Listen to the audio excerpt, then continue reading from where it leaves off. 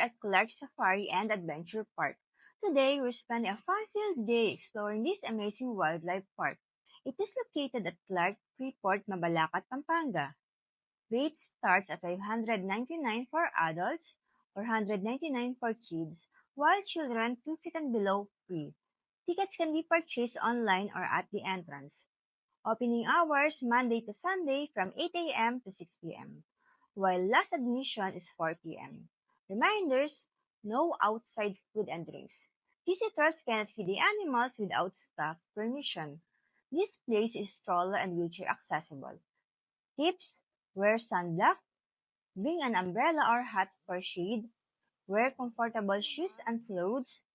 Best time to visit, early morning or late in the afternoon. Bring water to stay hydrated. Want discounts? Book via Klook for the best deals. Use my code MamiHelenaKlook for extra savings. If you're looking for a fun, family-friendly adventure, Clark Safari is a must visit. Bye!